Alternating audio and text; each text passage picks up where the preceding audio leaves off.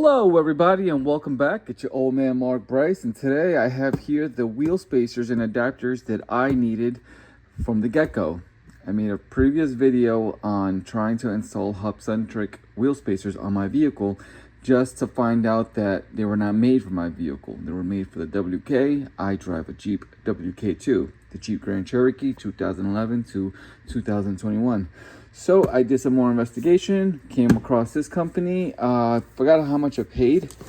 I want to say I paid a little over $100 on eBay. I'll put the link below, but this one is made for my WK2. I confirmed that when I went to put this on my cart. It asks what vehicle you drive, and I wrote down my specifics, and this is what it came out. So now I'm happy because I finally am able to fulfill that little thin gap that I have between my car and the wheel well.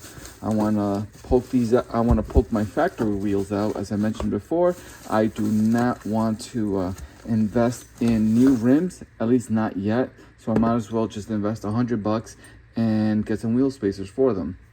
Now, I did not mention this in my previous video when I purchased the wrong wheel spacers. Oh, well, I received the wrong wheel spacers. I went ahead and I purchased this adapter because you are going to need a torque wrench to tighten them over time for like a few miles, and then take your wheel out and retighten these. This is something that you're going to do if you are planning on installing wheel spacers.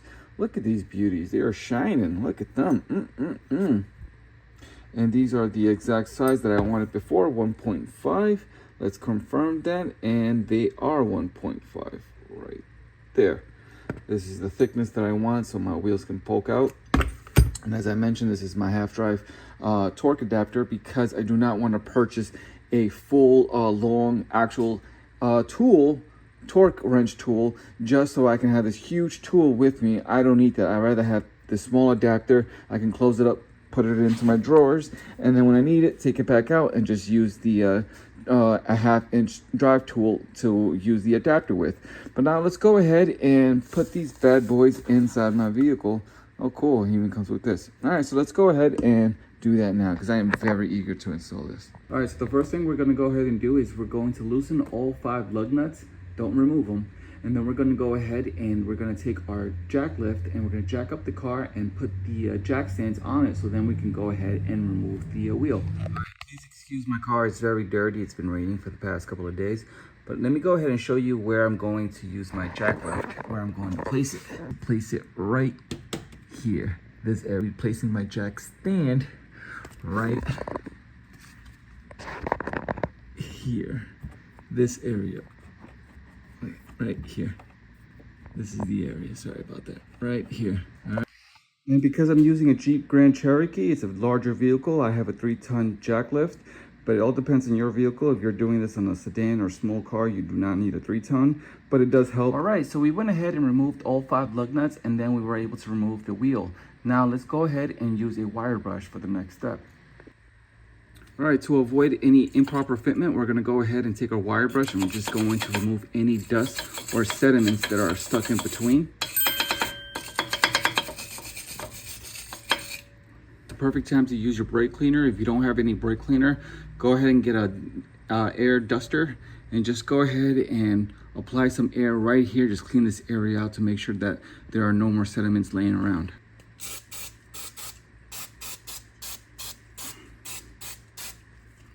Go. And then once that completely dries, which doesn't take too long, we're going to go ahead and just use your duster right here. Alright, so now it's for the testing. I just want to remove this. This is my lug nut. I'm going to leave it right here. I'm going to go ahead and take my wheel spacer, the Hub Centric by Moca, and I'm going to place it to see if everything works properly. So it fits snug, which is a good thing. Now I'm going to remove the lug nut that it came with, and then I'm going to put it on my factory stud to see if it works, to see if it goes in perfectly. Yep, no problem there. Now I'm going to go ahead and take my lug nut and I'm going to put it in the Moca threading and to see if there's any problem. No problem. So now I know I'm good to go. All right, so once it was tested and you know you can confirm that this is for your vehicle, you're going to go ahead and remove it. and you're going to smear a few dabs of anti-seize at the back of your wheel spacer, and then we're going to go ahead and place it back onto it.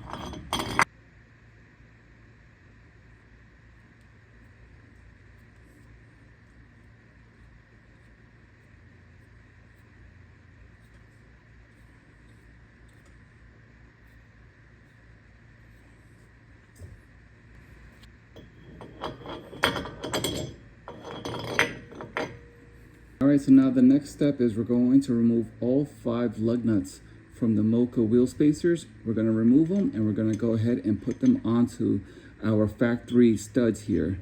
That's all we're going to have to do. We're going to hand tighten it for now, and then we're going to go get our adapter, our torque adapter or torque wrench, depending on what tool you're going to use. Alright, so I went ahead and skipped a major part. So I went ahead and I used the anti-seize, but I didn't use the thread locker. We're gonna go ahead and we're gonna put that on our factory lug nuts, because these are the threadings that are going to be held onto the wheel spacers with the lug nuts. So make sure that you use this. This is very important. The wheel spacers that I got came with this. Again, this is the Moca brand.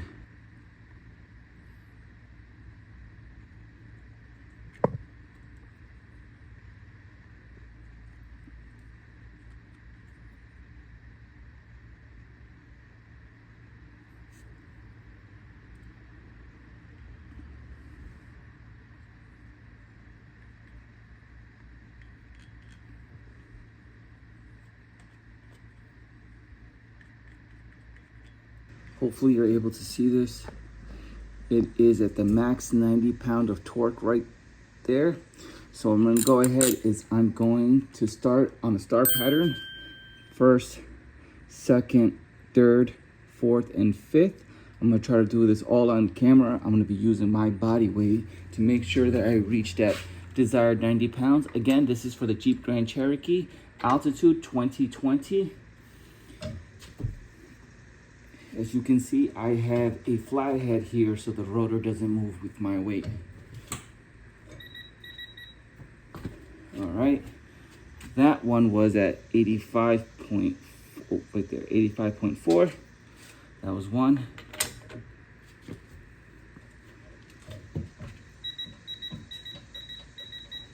Okay, I'm gonna try to do this also. I don't forget which one I'm doing. Okay.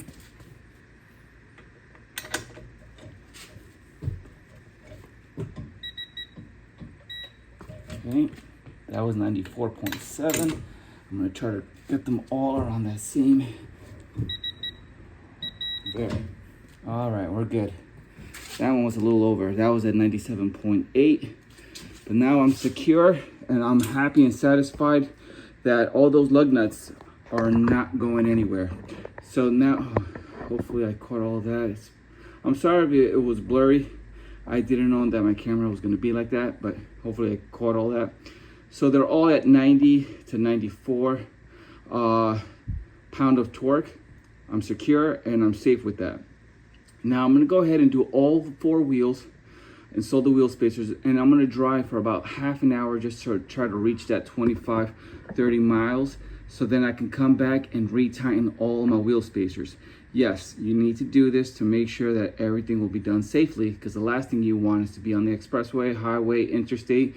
You're gonna start feeling your steering wheel shaking. Next thing you know, in your side view mirror, you're gonna see your wheels fly by. All right, so make sure that doesn't happen. Go ahead and install all 5 lug nuts so it's proper torque. We're gonna go ahead and put back the factory wheel and then get started with the remaining 3 wheels, and then show you guys how it looks with 1.5 hub-centric wheel spacers onto this vehicle.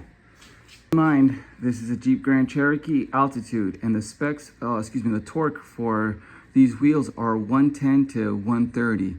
Again, the wheel spacers were 90 pound of torque. The factory wheels are going to be 110 to 130. So I'm going to go ahead and use my torque adapter again to tighten these to make sure that these wheels won't come out. All right, so I want to do it on camera.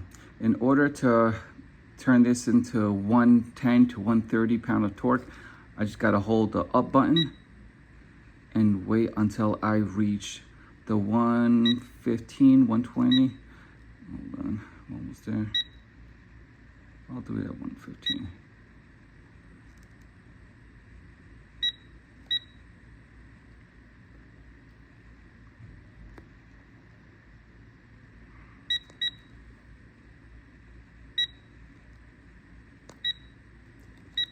There we go.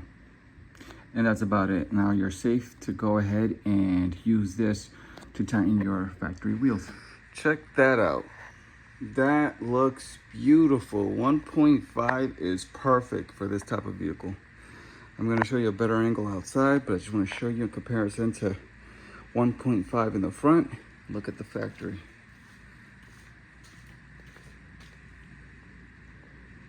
Yeah. That looks nice. All right, in case you're wondering where to jack up the car from the rear, let me just show you a better angle right here. Again, this is the back of the vehicle. Right there. That's the area. Right there. All right, so this is how the wheels look with a 1.5 wheel spacers. Again, this is just this side. I just want to show you guys comparison. This is what it looks like. This is beautiful. I like the way these poke out. Now let me show you the factory side.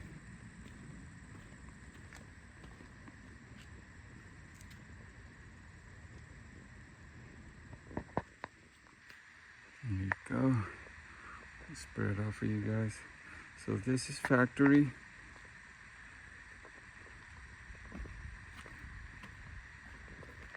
And this is 1.5. Damn it, this looks beautiful. I love it.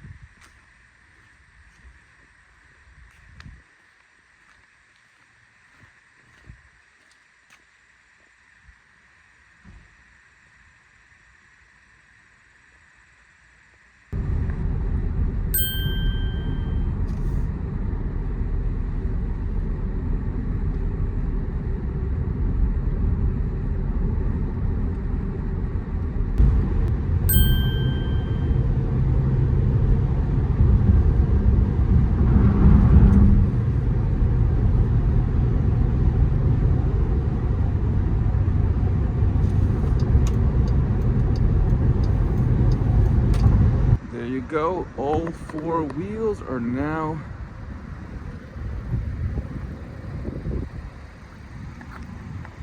with the 1.5 wheel spacers. Now I definitely got to get new tires, but overall I love the look of this.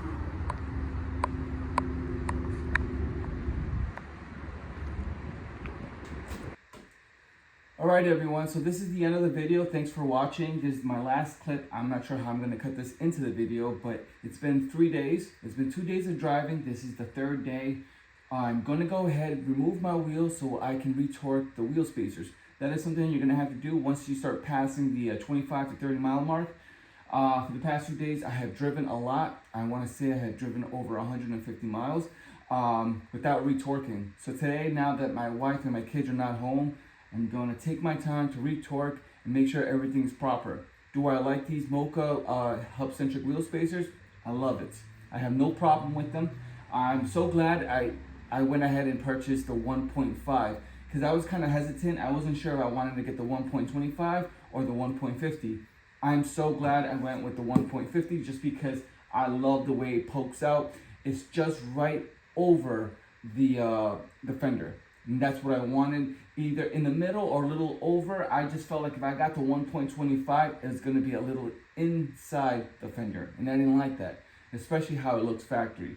So do I like it? Yes. Do I recommend it? Yes. For $102 is what I spent on this.